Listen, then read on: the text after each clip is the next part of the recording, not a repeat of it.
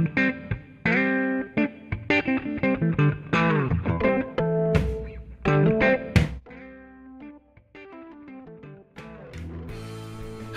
Cosplay World! We are back and we're working on the third in the 4-part series on Casca's armor from Berserk. And this time around we're going to be making a sword. This is a fairly standard sword here. And I've already templated it all out and cut out some of the basic shapes so I don't have to show you me cutting out a rectangle of all things. Woo! Rectangles! I used a regular dovetail saw. You can use whatever hand saw or saw you have that's appropriate. I prefer long saws so they get nice clean lines.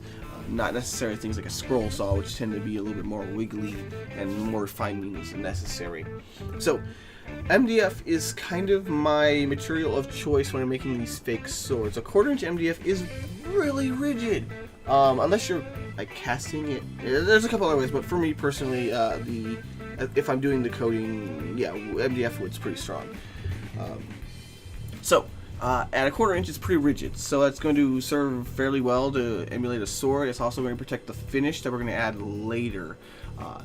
And MDF is very easy to work with. You can sand off an edge within a few minutes rather than working with some of your harder materials or gluing a couple edges together, and that's actually a lot of work to make sure everything looks nice and smooth. Whereas with MDF you can get like a file or a rasp and get that done real quick and sand it up. It looks nice.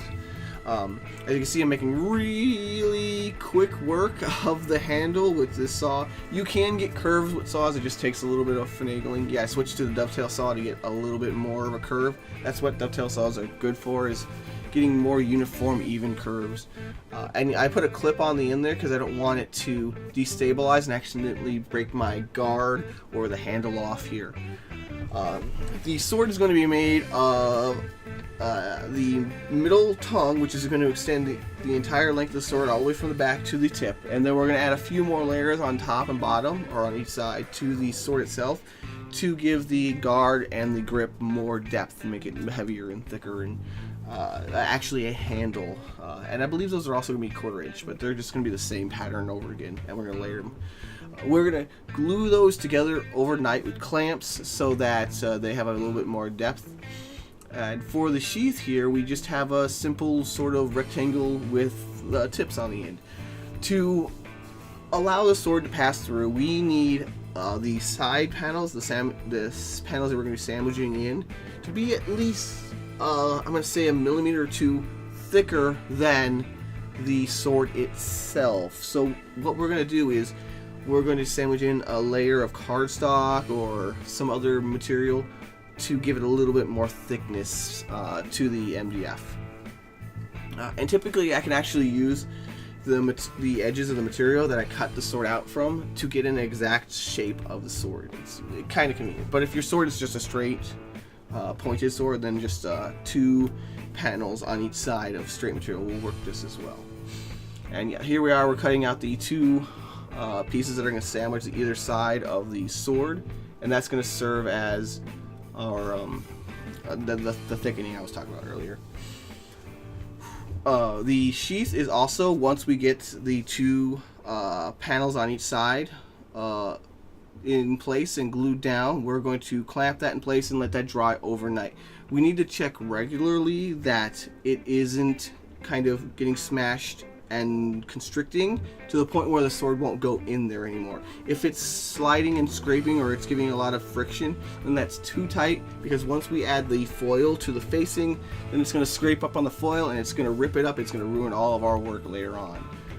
And here we have a bit of contact cement that is going to serve as our binding. I think contact cement's a good choice. I don't know if I would recommend anything. Maybe some wood glue is also good, but MDF has a lot of resin into it, so it's I think contact cement is a really good choice here, because it's not so dense that you can't sand it up later. And that's what we're going to do with the handle, is once it's all glued together, I'm going to take a rasp and I'm going to sand around the edges into one cohesive piece. Now, I didn't add that little tip in the middle for some reason. I had a plan. I was going to either start the wrap there, or I was going to have some sort of anchor for a rivet there. I can't quite remember. But once everything is done, we're going to sand it all down smooth. As you can see, it's already been sanded. I might have done it off camera because I've got this big belt sander. And it takes like 2 seconds to make a sword because I'll just run it against the belt sander. There's an edge. There's an edge. And same thing for the sheath. Is there's an edge. There's an edge. Round it out and make it real nice. But you can achieve the same effect with a rasp and a file and some sandpaper. It just is much more work. It takes me like maybe 5-10 minutes to grind out a sword and a sheath once it's all glued together. And we have a base coating of acrylic black paint. And that's a real simple coating. We're going to be going at it again with varnish to finish it up. Oh, you see there's also a bit of wood filler on the tip. Anywhere that you see the sheath of the sword isn't quite touching or there's a hole, I'm going to go in there with wood filler and patch that up and sand it smooth so it looks like a nice, smooth, uniform surface. That's always a step to do. In fact, once you prime, you can always check it for imperfections at that stage because it'll become very clear as to what happened there. So we have a decorative embellishment on the top of the sword that we're going to be wrapping around. This is PVC foam sheeting, and I've already riveted or screwed it to the piece here, you see. And it's just a simple rectangle with a diamond at the tip, and we glued it in place and wrapped around and heat shaped it with PVC foam sheeting. If you've seen it, I talked about heating PVC foam sheeting in the last video, or in the last video of this series specifically too. So yeah, you guys probably have a good idea. These smaller, thinner pieces are going to heat a lot more quickly, so we need to be more careful and pull it away. It also is, yeah, you can see it's getting nice and soft and leathery. So we're going to wrap those around and then add them, or permanently fix it with a bit of glue. These screws are specifically placed underneath the banding that we're adding because it'll hide it very well, and that's the goal here, so that people don't see all the nicks, little nibs and bobs that are underneath to make the whole thing work. We're going to be attaching some hardware. You see to the center there's a hook. There's a hook hardware. We're going to be attaching that to some leather. That brown strip at the bottom is a leather strip, which we're going to be using as a holster for a belt loop. It'll attach to the armor and you'll be able to clip it onto a belt. That's the idea here with this hardware.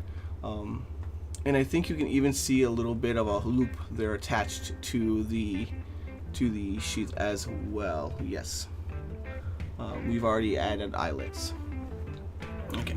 We took some cord and we wrapped it around the edge, and that is going to be our handle. Oh, that's what it was. The end of the sword there has a doorknob as the butt of the sword, and we took some glue and some epoxy and we glued it in place. That's why there's a space in there. It's for the hilt, or the back of not the hilt, the butt of the sword. So this is the aluminum tape. The trick with the aluminum tape is to be very careful and patient. We're going to try to pull it away without getting too much wrinkling, and we're going to try to evenly slowly attach this to the surface. You see I'm slowly peeling away the backing on the aluminum and refinishing, because I fixed it, fiddle with it a little bit because it's not exactly true. If it's not true, it'll veer off and we'll end up with a line where the aluminum tape isn't touching the sword. Now we can hide where the line is on the sword with the two edges of the sword itself. Sometimes you can do it with the middle edge of the sword as well. That's a good way of hiding that. But generally we don't want to see where there's multiple layers of aluminum, because that comes out and that is very noticeable in reflective surfaces, and that's something that doesn't look good. So there we are. It's going to be too shiny. We're going to go at it with a bit of sand, a sanding paper, a fine grit sanding paper, to give it a bit more realism. Check out Realistic Sword for more details on making that sandable and nice and more realistic. As you can see, it looks quite metallic in nature. I hope you guys enjoy. Next, we're going to go into the actual breastplate. I hope you guys check it out. Good times to all. Ooh, look at that finishing. I'm very happy with that. If you like this, you should check out finalcosmiccore.com. There's lots of pretty cool stuff over there. See you guys next time. Good times to all. Rah!